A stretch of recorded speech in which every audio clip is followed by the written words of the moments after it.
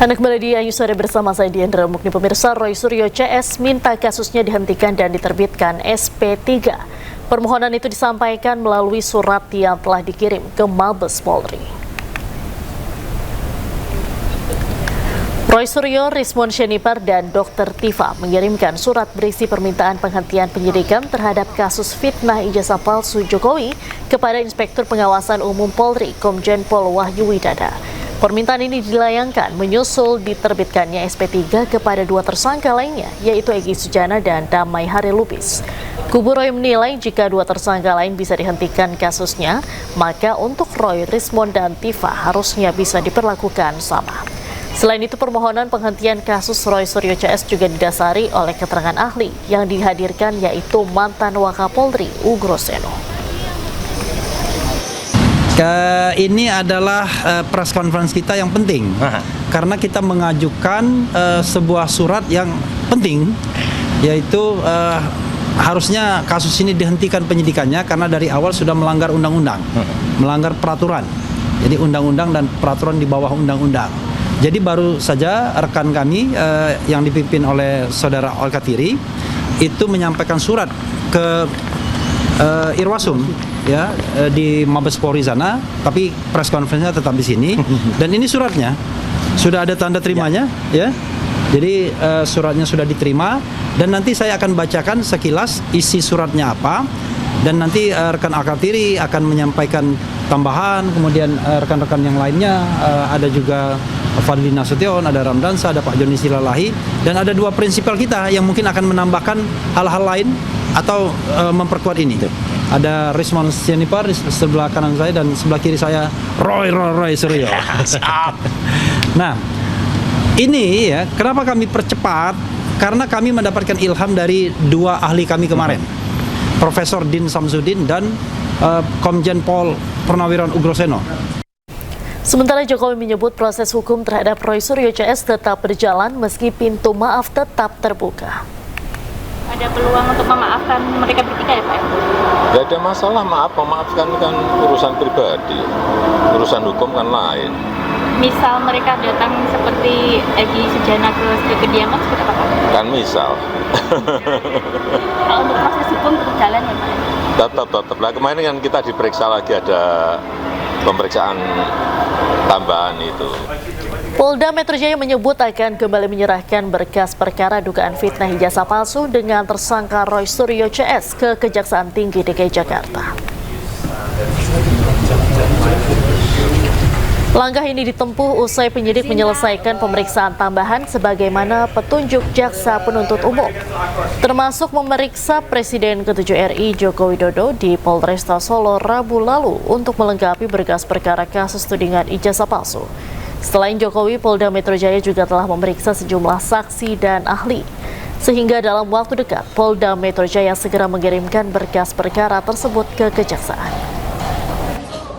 Kami telah melakukan pemeriksaan atau permintaan keterangan tambahan kepada pelapor, yaitu Bapak Insinyur Haji Joko Widodo, sehubungan dengan pelaporan yang beliau sampaikan atau laporan polisi yang sedang kami tangani saat ini. Hal ini dalam rangka pemenuhan berkas perkara sebagaimana petunjuk-petunjuk yang sudah disampaikan oleh Kejaksaan Tinggi DKI yang disampaikan melalui P19 yang kemarin sudah kami terima. Dan proses pemenuhan atas P19 itu sudah berjalan dan kami insya Allah sesegera mungkin akan mengirimkan kembali berkas perkara tersebut sebagaimana petunjuk-petunjuk yang disampaikan oleh pihak jaksa penuntut umum.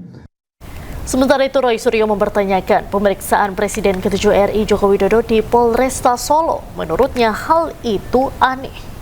Sekarang kita tahu sendiri, kemarin juga Jokowi masih diperiksa lagi di Polresta Surakarta dengan 10 pertanyaan. Aneh banget, katanya sudah dilimpahkan kok masih ada pertanyaan lagi, dan polisi juga katanya masih mencari bukti lagi ke Jogja dan ke Solo.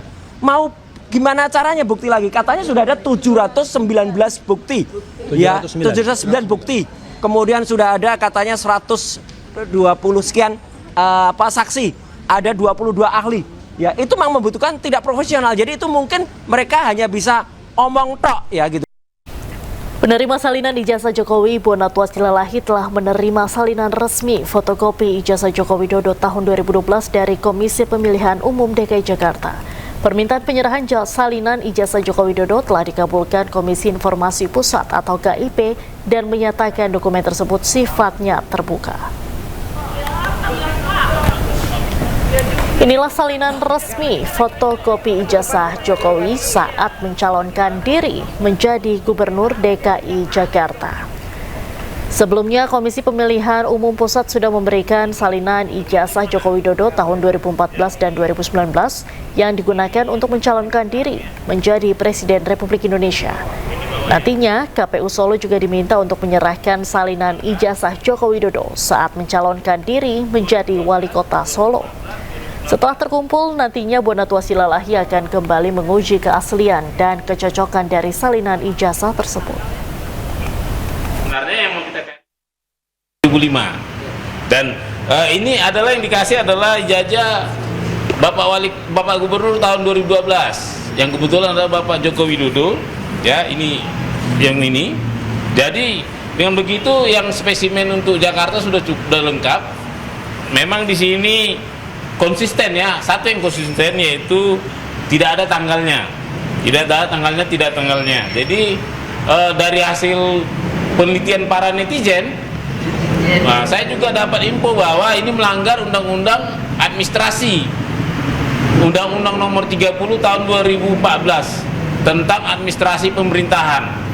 Di situ disebut pasal 73 ayat 2 huruf B bahwa legalisasi itu harus pengesahan itu harus memiliki tanggal. Nanti bisa di-set sendiri. Saya tidak mau sampai ke ranah lapor-laporkan, tapi tentunya nanti UGM saya minta pertanggungjawaban ini untuk menjawab ini secara resmi. Mengapa mereka memilih tidak melaksanakan perintah Undang-Undang Dasar, Undang-Undang Administrasi Pemerintahan yang merupakan pelaksanaan dari Undang-Undang Dasar 1945. Nah, ini nanti juga akan kita kebetulan saya juga lagi bersurat ke KPU tentang yang dua ini. Saya menunggu jawaban mereka. KPU Pusat RI tolong dikasih jawabannya supaya publik tercerahkan ada apa ini sebenarnya. Sebelumnya, Komisi Pemilihan Umum serahkan salinan ijazah Jokowi kepada Bu Natwa Silalahi. Dokumen salinan ijazah Joko Widodo dibuka sesuai putusan Komisi Informasi Pusat. Salinan ijazah tersebut digenggam oleh Bu Natwa dan diperlihatkan pada awak media yang hadir di kantor KPU Pusat. Dokumen yang diperlihatkan merupakan salinan legalisir yang didapatkan dari KPU, di mana sebelumnya terdapat perbedaan dalam bentuk salinan yang dinilai tidak lengkap. 9 item yang sebelumnya ditutup pun kini bisa dilihat dan diakses oleh masyarakat luas.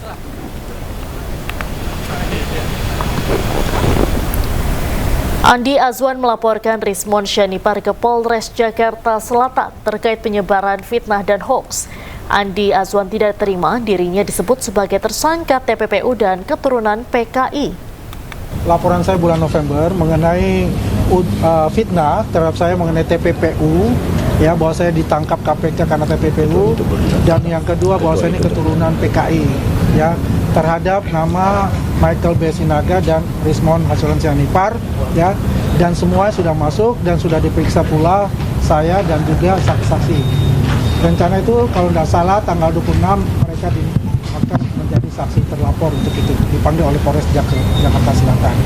Dan ini yang menarik yang dikatakan tadi oleh Bang Lecumanan sebagai kuasa hukum dari, ini panggilannya Bang Bil, ya, panggil Taufik Bilhaki itu Bang Bil ini, mengenai laporan yang tadi kita buat. Dan ini semuanya sudah ada mensreanya, ya. Jadi kalau dikatakan selama ini maling teriak maling, inilah yang terjadi.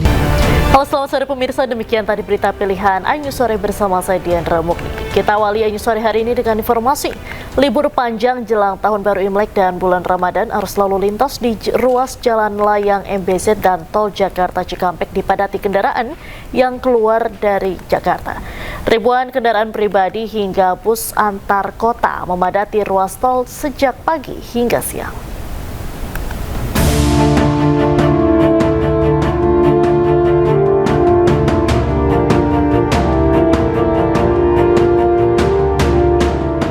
Libur panjang jelang Tahun Baru Imlek dan bulan Ramadan, arus lalu lintas di ruas Jalan Layang MBZ dan Tol Jakarta Cikampek dipadati kendaraan. Dari pantauan udara terlihat kepadatan didominasi kendaraan dari arah Jakarta di Tol Jakarta Cikampek. Antrian mengular mulai dari kilometer 48 hingga kilometer 30.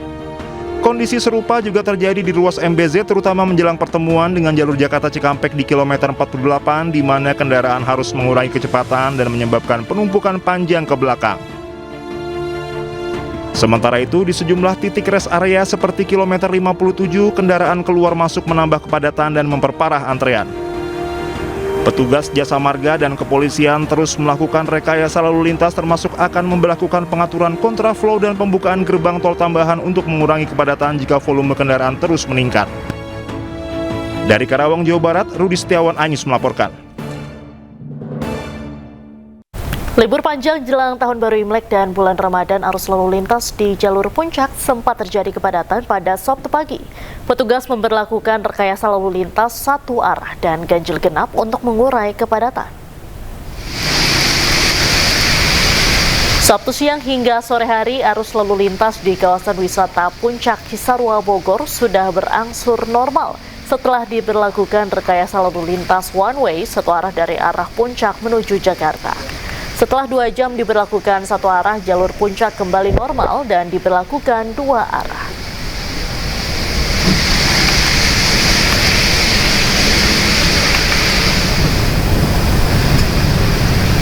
Sebelumnya hingga pukul 9 pagi tercatat sekitar 1.400 kendaraan dari arah Jakarta menuju puncak yang menyebabkan kemacetan panjang.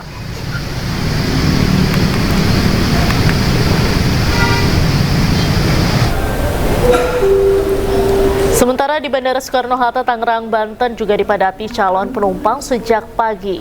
Pihak bandara memperkirakan lonjakan penumpang pada periode libur panjang Imlek dan awal Ramadan mencapai 1,7 juta penumpang. Hari ini tercatat 1.162 pergerakan pesawat dan 176.056 penumpang atau naik 23% dibandingkan hari normal. Pihak bandara memprediksi arus penumpang masih akan tinggi hingga akhir periode libur panjang.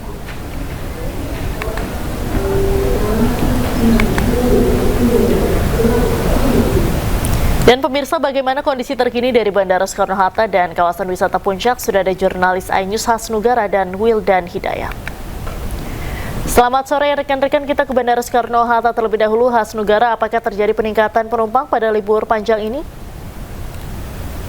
Ya, selamat sore Diandra dan juga pemirsa. Dapat kami laporkan memang pada libur panjang jelang Imlek dan juga awal Ramadan ini terjadi peningkatan jumlah pergerakan penumpang dan juga pesawat terbang, di mana memang pengelola Bandara Soekarno-Hatta mencatat ada tren peningkatan sekitar 1,7 juta pergerakan penumpang sejak 13 Februari hingga 23 Februari mendatang. Ya, untuk hari ini saja Diandra memang terjadi lonjakan penumpang sebesar 20% gitu, di mana sebanyak 176.000 pergerakan penumpang dan juga 1.162 pergerakan penerbangan pesawat yang melayani para penumpang yang melakukan libur panjang ke sejumlah kota besar yang akan merayakan Imlek dan juga awal Ramadan pada tahun ini. Ya, Diandra memang juga pihak pengelola mengaktifkan setiap posko pelayanan bagi para penumpang yang melakukan perjalanannya, baik itu di posko Terminal 1, 2, dan juga 3 untuk membantu dan melayani para penumpang.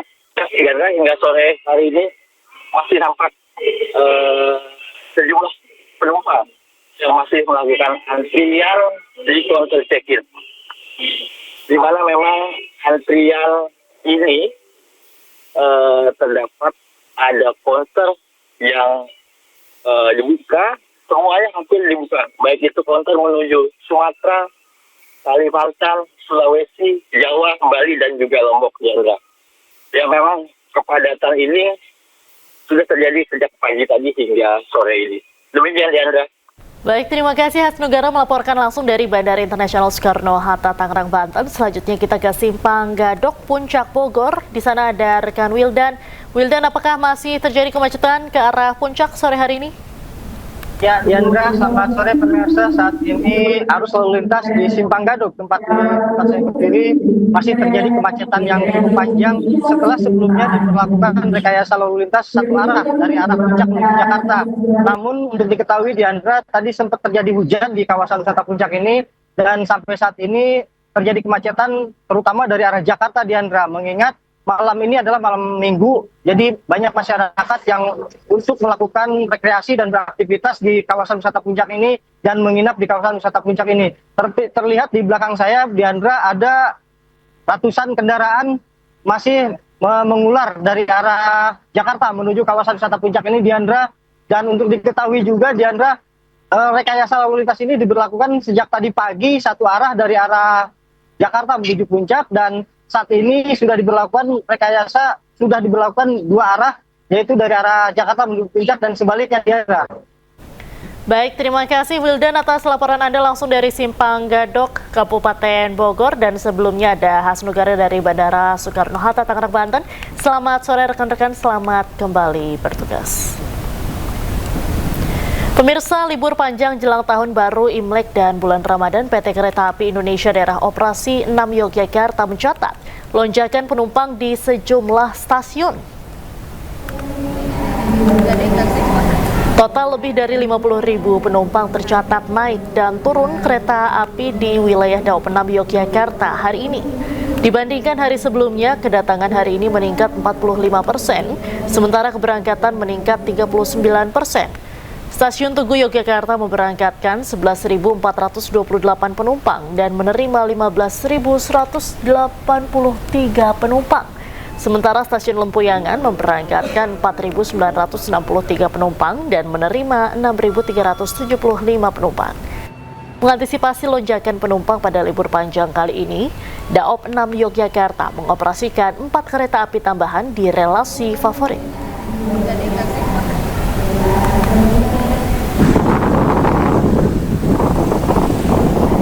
Sementara itu, ribuan kendaraan memadati gerbang tol Paster di Bandung, Jawa Barat. Dari data Jasa Marga, sebanyak 40.774 kendaraan masuk ke kota Bandung melalui gerbang tol Paster. Antrean panjang sudah terjadi saat hendak keluar dari gerbang tol, bahkan mengular hingga 3 km. Selepas gerbang tol, laju kendaraan juga tersendat akibat adanya persimpangan hingga menimbulkan kemacetan yang cukup parah untuk dapat masuk ke jalan arteri kota Bandung. Diprediksi kepadatan kendaraan akan terus berlangsung selama libur panjang Imlek. Lalu bagaimana kondisi terkini dari Stasiun Tugu Yogyakarta dan gerbang tol Paster Bandung? Sudah ada jurnalis iNews Galih Wisma dan Ervan David. Selamat sore rekan-rekan, kita ke Stasiun Tugu Yogyakarta terlebih dahulu. Galih, apakah terjadi peningkatan penumpang pada libur panjang yang tiba di Yogyakarta hari ini? Ya, terima kasih. Di momen libur panjang akhir pekan juga berbarengan dengan libur panjang ini, memang Stasiun Tugu Yogyakarta mulai kemarin hingga hari ini mulai banyak sekali kepadatan penumpang atau terjadi lonjakan penumpang di Stasiun Tugu Yogyakarta. Di wilayah Daop 6 Jakarta, menurut Humas dari Daop 6 Jakarta yang meliputi stasiun di daerah Wates hingga Solo, ini lonjakan penumpangnya hari ini mencapai 51.000 penumpang, baik penumpang yang datang mau berangkat.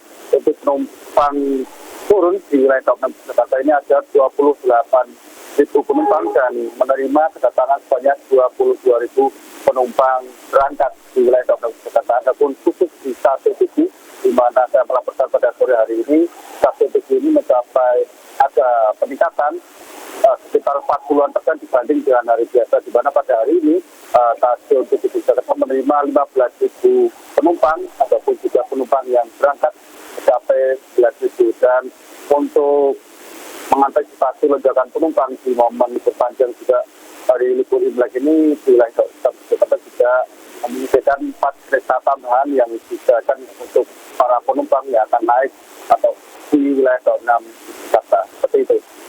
Baik, terima kasih Galih Wisma atas laporan Anda langsung dari Stasiun Tugu Yogyakarta. Selanjutnya kita ke gerbang tol Paster Bandung. Ervan, bagaimana kondisi gerbang tol Paster sore hari ini? Ya, selamat sore Diandra dan juga pemirsa. Di hari pertama libur panjang Tahun Baru Imlek, puluhan ribu kendaraan wisatawan dari berbagai daerah terus memadati jalur utama atau menuju gerbang tol Paster Kota Bandung sejak Minggu pagi hingga Minggu sore ini, dan mayoritas kendaraan didominasi kendaraan pribadi letter B atau berasal dari Jabodetabek dan sekitarnya. Dan nampak diperlihatkan di belakang saya, Diandra dan juga pemirsa, untuk saat ini kondisi dari arus lalu lintas setelah pintu gerbang tol Paster mengalami kepadatan yang cukup padat, di mana dari tempat saya melaporkan hingga simpang Junjunan atau menuju arteri Kota Bandung sudah dipadati oleh kendaraan wisatawan hingga 2 km. Sementara untuk kendaraan yang ada di dalam tol sendiri mengalami padatan hingga 3 km dari tempat saya melaporkan hingga kawasan Paster 1 atau di daerah Baros, dan mayoritas kendaraan juga langsung mengarah ke objek-objek wisata yang ada di Bandung Raya seperti kawasan Lembang dan juga kawasan objek-objek wisata yang ada di pusat kota. Dan dari data Jasa Marga yang kami dapatkan sebanyak 40.774 kendaraan wisatawan masuk ke Kota Bandung melalui gerbang tol Paster, dan diprediksi kepadatan ini akan terus berlangsung hingga mendekati berakhirnya libur Imlek mendatang. Dan banyaknya padatnya kendaraan untuk saat ini sendiri, di petugas Jasa Marga membuka 11 pintu gerbang tol untuk mengurai kemacetan di gerbang tol Paster. Dan hingga saat ini sendiri nampak juga cuaca di Kota Bandung mengalami hujan dengan intensitas sedang hingga berat. Demikian, Diandra. Baik, terima kasih Arvan David melaporkan langsung dari gerbang tol Paster Bandung, dan sebelumnya ada Galih Wisma dari Stasiun Tugu Yogyakarta. Selamat sore rekan-rekan, selamat kembali bertugas.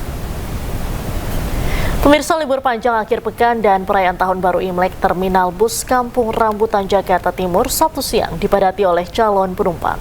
Warga Jakarta dan sekitarnya memanfaatkan waktu libur panjang untuk kembali ke kampung halaman.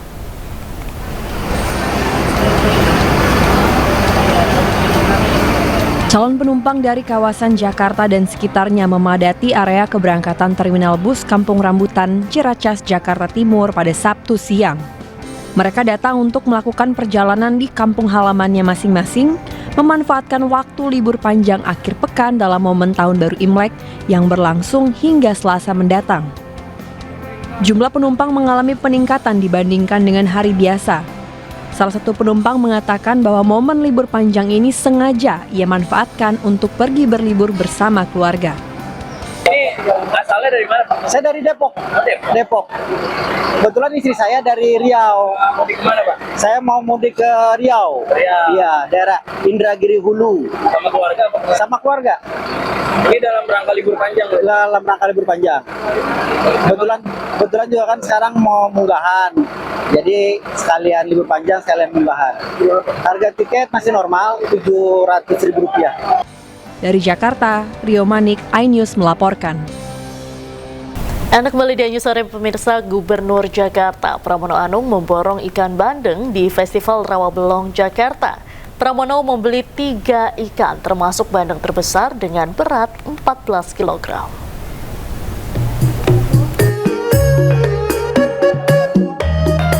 Gubernur Jakarta Pramono Anung menghadiri sekaligus membuka Festival Bandeng Rawabelong di Jakarta Barat. Pramono didampingi Wali Kota Jakarta Barat Iin Mutmainah meninjau pedagang yang menjual ikan bandeng dengan berat bervariasi. Pramono membeli 3 ikan termasuk bandeng terbesar dengan berat 14 kg. Bandeng yang telah dibeli rencananya akan diberikan kepada Wali Kota Jakarta Barat agar diolah menjadi sajian makanan. Ia bahkan meminta agar hasil olahan bandeng tersebut dapat diantar langsung ke rumahnya. Tadi sambil berjalan dari depan sampai dengan tempat duduk, saya sudah membeli 3 bandeng. Termasuk bandeng yang paling besar tadi 14,67 kg. Dalam kesempatan ini, Pramono mengapresiasi kepada seluruh warga Betawi atas pelaksanaan Festival Bandeng Rawabelong. Ia mengaku hari ini merupakan kedua kalinya datang ke Festival Bandeng Rawabelong. Dari Jakarta, tim liputan Anyus melaporkan.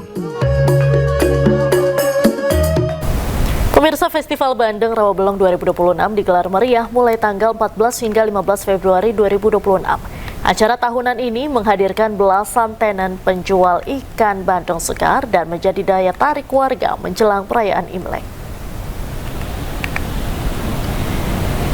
Festival Bandeng Rawabelong dibuka langsung oleh Gubernur Jakarta Pramono Anung serta Ketua Dewan Adat Majelis Kaum Betawi Fauzi Bowo.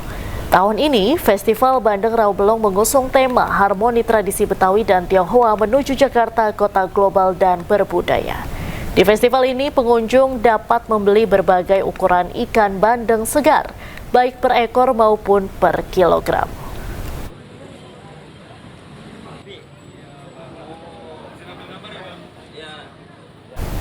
Untuk mengetahui suasana terkini di Festival Bandeng Rawabelong, sudah ada jurnalis iNews Salam Pulungan di sana.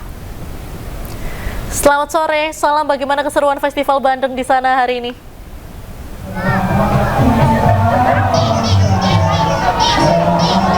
Ya, Diandra dan juga pemirsa, beginilah situasi terkini dari Festival Bandeng di Rawabelong, Jakarta Barat, di mana tampak sejumlah warga ini tengah membeli ikan bandeng segar ya, yang memang nantinya akan dijadikan sebagai kuliner khas nantinya di Imlek di 2026 ini. Karena memang menurut kepercayaan orang Tionghoa, ini ikan bandeng menjadi simbol kemakmuran dan juga keberuntungan dalam perayaan Imlek. Bisa dilihat di belakang saya, ini memang ada puluhan lapak pedagang yang menjajakan ikan bandeng mulai berbagai ukuran ya, mulai dari ukuran 1 kg hingga yang terbesar di belakang saya. Ini ada ukuran yang paling besar 12 kg yang memang untuk harga yang ditawarkannya pun juga cukup beragam tergantung dengan kualitas ikan sendiri. Dan kita akan coba berbincang bersama dengan warga di sini ya. Halo, selamat sore Ibu, dengan Ibu siapa namanya? Ibu Arna. Ibu Arna. Ibu Arna ini datang dari mana, terus sama siapa aja ke sini? Selipi sama suami. Ini baru pertama kali ke Festival Rawabelong, apa memang sudah rutin tiap tahun? Rutin tiap tahun saya. Senang aja ya, lihat ikannya besar-besar gitu ya. Iya, senang gitu. Kayaknya. Ini rencana beli yang berapa kilo Ibu? Ya, saya nggak mau beli yang gede-gede ya. Saya maunya sedang-sedang aja, biar bisa dimasak. Karena kalau yang sedang kan ikannya manis gitu. Kalau ini kan memang untuk Imlek. Ibu, ini kenapa Bu lebih milih beli ikan bandeng di Rawabelong Bu dibandingkan ke tempat lainnya Ibu? Senang aja, rame ya. Senang ikannya juga seger-seger gitu ya. Baru diambil dari laut ya gitu ya. Terus dimasaknya juga enak gitu. Itu sama suami saya. Rencana mau dimasak apa Bu ikan bandengnya Ibu? Biasanya sih di pesmol gitu ya, atau di apa namanya, di ikan kecap gitu ya. Pindang, ikan pindang ya, pindang seruni ya. Itu emang udah khas Betawi ya. Siap, terima kasih Bu Arna informasinya. Nah, itu dia Diandra dan juga pemirsa, memang bisa dilihat ya. Di belakang saya ini memang ada puluhan lapak pedagang yang menjajakan ikan bandeng yang memang beragam sekali ukurannya. Yang tadi ada mulai dari ukurannya kecil hingga terbesar pun 12 kg. Ini ada di Festival Bandeng Rawabelong di Jakarta Barat. Karena memang untuk festival ini memang sudah rutin tiap tahun digelar, dan bahkan tidak hanya diramaikan oleh warga Tionghoa saja, tapi juga warga dari berbagai latar belakang pun juga turut memeriahkan dari kemeriahan tradisi khas Betawi Tionghoa ini. Dan bahkan dapat kami informasikan juga bahwa harga yang ditawarkannya pun juga cukup beragam, tergantung dengan kualitas ikan itu sendiri dan juga ukurannya. Karena memang untuk ukurannya sendiri ini bisa terbilang cukup murah dibandingkan dengan tempat lainnya. Bahkan untuk per ekornya sendiri pun ada yang dari harga Rp50.000 hingga Rp100.000 pun juga ada. Itu tadi tergantung dengan kualitas ikannya itu sendiri. Dan memang ini tidak hanya festival ini menjadi ajang untuk jual beli ikan saja, tapi juga menjadi keberagaman dan juga untuk simbol pelestarian budaya di Jakarta. Dan memang dapat kami informasikan Diandra dan juga pemirsa bahwa Festival Bandeng di Rawabelong ini masih akan berlangsung hingga hari esok. Mungkin Diandra dan juga pemirsa ini ingin berburu ikan bandeng, ini bisa langsung datang ke Festival Rawabelong di Jakarta Barat. Diandra. Baik, terima kasih. Salam atas laporan Anda langsung dari Rawabelong, Jakarta Barat. Selamat sore, selamat kembali bertugas. Pemirsa, Pemprov DKI Jakarta menggelar rangkaian event meriah dalam rangka menyambut Hari Raya Imlek 2026, salah satunya Jakarta Light Festival yang menyuguhkan instalasi lampu dan lampion bertema Imlek. Event menarik tersebut tersebar di sejumlah titik di kota Jakarta. Di kawasan Bundaran HI, warga ramai berdatangan untuk bersuah foto dengan lampion berwarna merah yang identik dengan Hari Raya Imlek. Selain untuk merayakan Imlek tahun 2026 ini, gelaran acara ini juga bertujuan untuk menguatkan Jakarta sebagai kota metropolitan yang multikultural dan syarat akan berbagai budaya.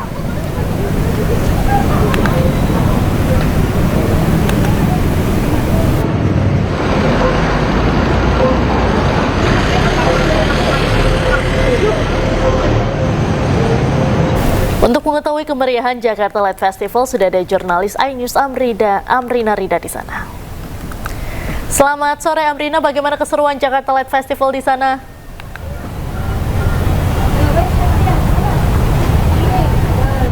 Iya, Diandra dan juga pemirsa, tahun ini Jakarta Light Festival kembali hadir begitu ya untuk menyambut Hari Raya Imlek yang akan tiba pada tanggal 17 Februari 2026 mendatang. Nah, yang menarik sesuai dengan namanya Jakarta Light Festival, ini nanti akan ada banyak sekali ornamen-ornamen dan juga instalasi-instalasi lampu dan juga lampion seperti tempat kami melaporkan saat ini. Ini kami berada tepat di area lorong lampion. Kita bisa lihat di belakang saya, Diandra dan juga pemirsa, ada banyak sekali lorong-lorong ataupun juga lampion-lampion merah yang totalnya ada kurang lebih adalah 900 lampion. Dan tentunya kalau kita bisa melihat di area belakang kami, ini banyak sekali para pejalan kaki dan juga warga yang antusias untuk melihat sekaligus juga bersuah foto. Kita akan coba untuk berbincang terlebih dahulu. Halo, selamat sore Ibu. Oke Ibu, mungkin bisa kenalan sedikit, nama Ibu siapa? Ibu Sri. Oke, Ibu Sri izin, ini kan kalau boleh tahu Ibu Sri ini memang sengaja datang untuk melihat atau tadi lagi ada aktivitas terus mampir sebentar? Sengaja datang dari Tambun. Oh, dari Tambun. Bekasi. Oke. Kalau boleh tahu cerita Bu, datang sama siapa aja dan kenapa Bu jauh-jauh dari Tambun ke sini gitu Bu? Pengen lihat di Bundaran HI pernak-pernik. Ini apa? Imlek. Gimana Bu, jauh-jauh dari Tambun datang ke sini, ini kan masih sore, lampu-lampunya belum menyala. Gimana melihat instalasinya Bu? Ya, bagus-bagus. Saya datang sama teman, sama adik, sama ponakan, sama anak. Oke, siap. Terima kasih Ibu Sri atas waktunya. Selamat lanjutkan aktivitas kembali. Diandra dan juga pemirsa, ternyata banyak juga para pejalan kaki ataupun juga masyarakat di luar Jakarta yang sengaja datang ke area Bundaran HI untuk melihat cantiknya lampion-lampion yang nanti ketika sudah malam hari akan menyala. Dan selain di area lampion tempat kami melaporkan saat ini, di beberapa titik dekat Bundaran HI pun juga ada instalasi-instalasi seperti lampu-lampu pagoda, lalu juga ornamen-ornamen Imlek lainnya yang tentunya bisa dilihat langsung oleh semua masyarakat secara gratis hingga nanti pada tanggal 17 Februari 2026 mendatang. Jadi mungkin nanti Diandra habis siaran bisa langsung nyusul saya untuk foto-foto bareng di sini. Kembali ke Anda, Diandra. Baik, terima kasih Amrina Rida atas laporan Anda langsung dari kawasan Bundaran HI Jakarta. Selamat sore, selamat kembali bertugas. Pemirsa, menjelang Hari Raya Imlek, pedagang pernak-pernik Imlek di Petak 9 Glodok, Jakarta Barat dibanjiri pengunjung. Mayoritas pengunjung mencari angpau hingga lampion cantik dengan harga murah.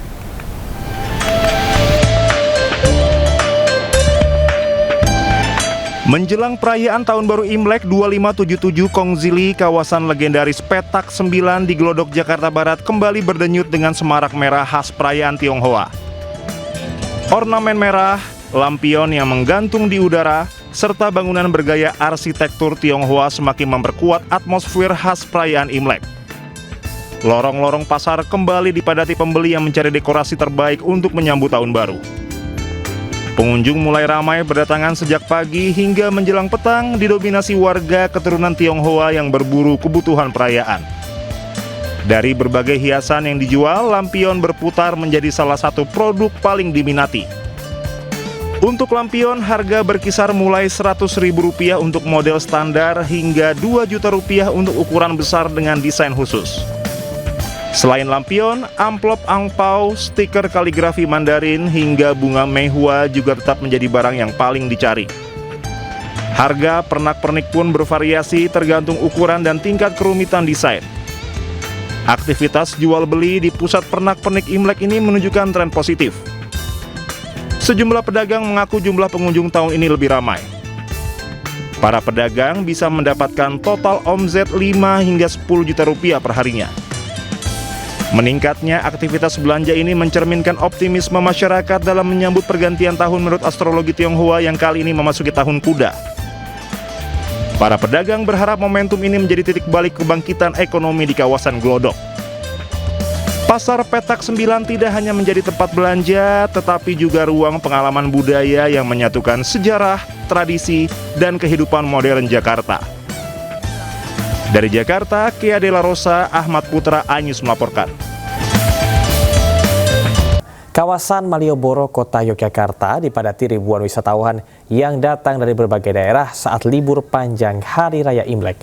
Selain untuk menikmati suasana Malioboro, mereka juga berbelanja pernak-pernik khas Jogja untuk dijadikan oleh-oleh. Ribuan wisatawan memadati kawasan Malioboro untuk menikmati suasana kota Jogja, sekaligus bersuah foto dengan latar ikonik bertuliskan Jalan Malioboro. Para wisatawan juga berbelanja oleh-oleh seperti jajanan khas Jogja, seperti bakpia. Aneka jenis pakaian dengan harga terjangkau juga menjadi salah satu oleh-oleh yang diburu para wisatawan. Lonjakan wisatawan diprediksi akan terus terjadi di kota Jogja hingga hari Senin besok.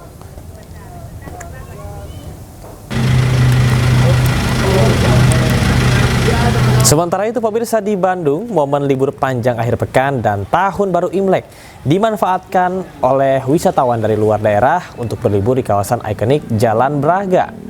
Semakin sore, wisatawan dari luar daerah semakin memadati kawasan wisata Braga dan Jalan Asia Afrika. Deretan bangunan tua yang indah membuat para wisatawan betah untuk menghabiskan waktu di kawasan tersebut. Tak hanya itu, ragam kuliner di kawasan ini membuat para wisatawan tidak khawatir kelaparan setelah berjalan-jalan dan bersuah foto bersama dengan keluarga. Ada juga objek wisata Bandung Tour on Bus atau Bandros yang disediakan untuk berkeliling di kawasan Braga. Kendaraan dari luar Bandung sudah mulai memadati kawasan area dekat Jalan Braga. Kepadatan ini diprediksi akan terus berlangsung hingga hari Selasa mendatang.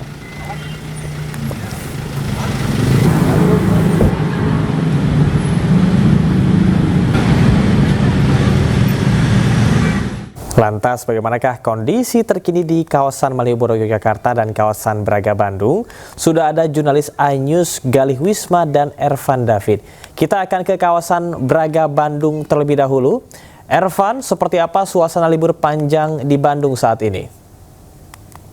Ya, selamat sore pemirsa dan juga jamaah. Memasuki libur panjang Imlek, ribuan wisatawan mulai memadati area wisata yang ada di Kota Bandung, dan salah satunya tempat saya melaporkan saat ini yaitu kawasan wisata Jalan Braga, di mana pada sore menjelang malam ini ribuan wisatawan terus memadati area wisata gratis di tengah kota ini. Dan meski sempat diguyur hujan dengan intensitas sedang, hal tersebut tidak menyurutkan para wisatawan untuk berjalan-jalan di kawasan Jalan Braga. Dan dengan memanfaatkan latar belakang gedung heritage, banyak wisatawan juga berburu selfie di sepanjang Jalan Braga. Dan selain itu, kawasan Braga ini juga sudah menyiapkan 3 bus bandros untuk mengangkut para wisatawan yang hendak berkeliling menggunakan bus bandros dengan beberapa rute untuk mengelilingi Kota Bandung. Dan di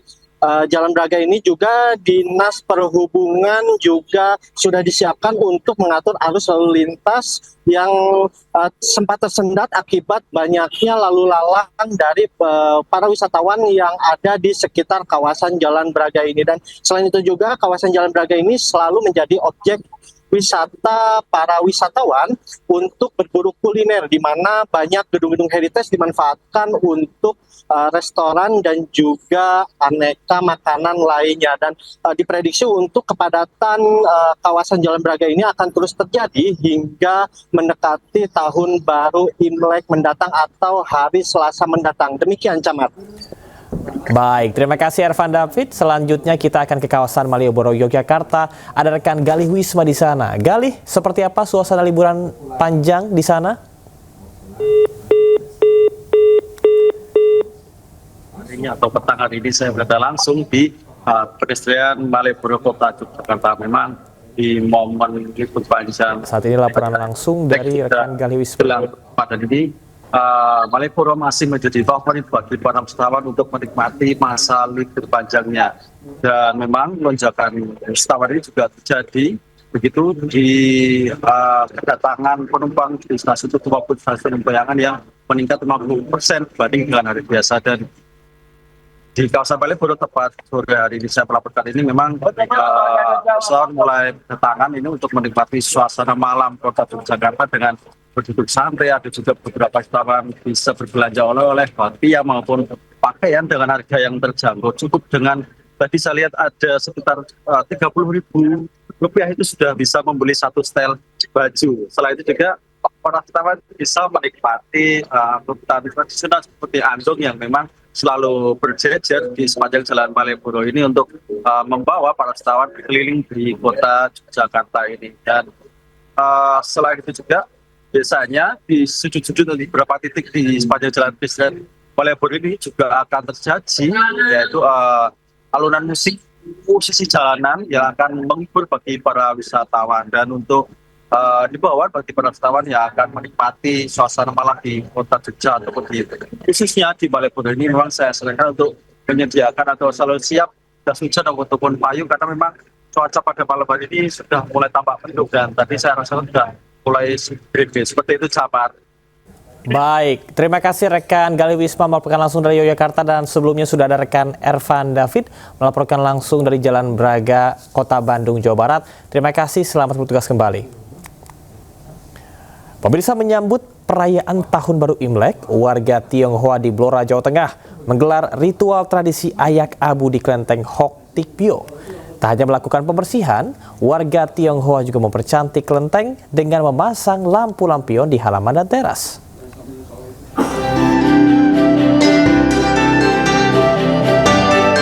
Hangatnya kebersamaan di kelenteng Tridharma Hok Tik Bio Blora, salah satunya bisa dilihat dari tradisi ayak abu yang menjadi ritual tahunan menjelang perayaan Imlek. Abu yang dibersihkan merupakan sisa pembakaran dupa selama 1 tahun terakhir. Abu dikeluarkan dari yulo atau tempat dupa, kemudian diayak untuk dipisahkan antara bagian yang halus dan kasar. Abu yang telah disaring kemudian dimasukkan ke dalam tempatnya. Proses ini menjadi simbol penyucian diri, serta harapan dalam menyongsong tahun baru yang lebih baik. Tradisi ayak abu ini dilaksanakan secara gotong royong. Umat dan pengurus kelenteng bekerja sama dalam nuansa kebersamaan dan persaudaraan. Sebelum ritual ayak abu, pengurus terlebih dahulu melakukan pembersihan altar dan ukiran di sekitar patung dewa-dewa.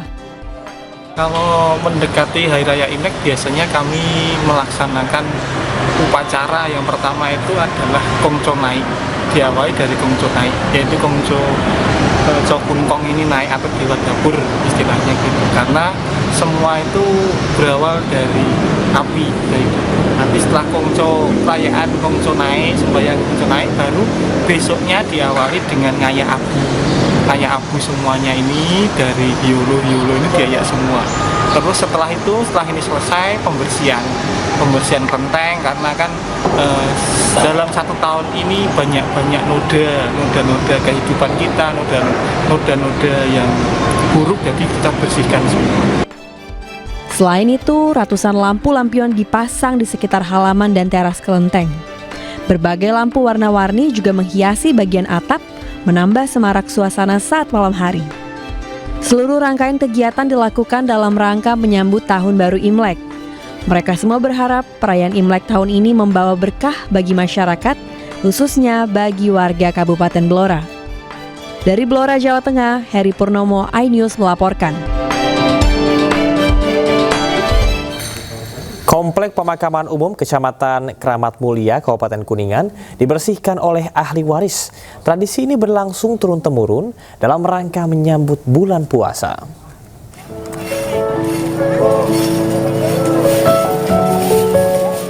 rangka menyambut bulan Ramadan, warga Kecamatan Kramat Mulia, Kabupaten Kuningan, Jawa Barat mendatangi komplek pemakaman umum untuk membersihkan seluruh area pemakaman.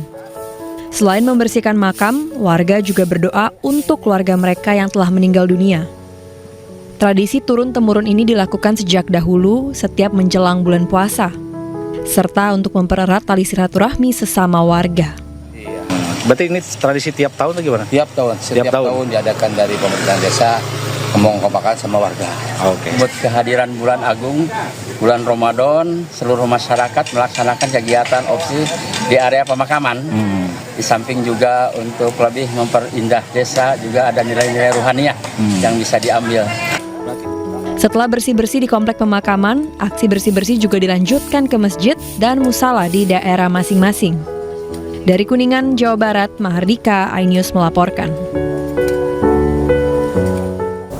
Dan pemirsa, untuk mengetahui situasi lalu lintas di beberapa titik lokasi, kita akan langsung memantau melalui kamera CCTV NTMC Polri. Di layar kiri atas pemirsa, kita bisa saksikan dari kawasan Simpang Semanggi, kondisi lalu lintas ini terpantau lancar menuju Semanggi, namun menuju ke arah Cawang ini terpantau padat dan didominasi oleh kendaraan roda 4. Kemudian di sisi layar kanan atas adalah pantauan lalu lintas dari Simpang Coca-Cola Cempaka Putih, Jakarta Timur. Dan terpantau ramai lancar apabila dibandingkan dengan Simpang Semanggi di kedua arahnya. Selanjutnya kita akan di layar kiri bawah Anda, kita pantau dari Simpang Gadok Puncak Bogor, Jawa Barat. Lalu lintas ini juga terpantau lancar, meskipun ini merupakan weekend yang biasanya Simpang Gadok ini selalu ramai, menjadi salah satu jalur menuju ke arah Cianjur untuk wisatawan berlibur ke arah Puncak dan juga Cianjur. Dan selanjutnya ke kanan bawah Anda dari Simpang Jomin Cikampek, Jawa Barat. Kita saksikan bersama kondisi lalu lintas ini terpantau ramai lancar, tidak ada kemacetan di kedua arahnya. Namun kendaraan ini nampaknya juga didominasi oleh kendaraan roda 2 ataupun juga motor. Dan dari keempat pantauan CCTV dari lokasi yang berbeda, ini semuanya terpantau ramai lancar.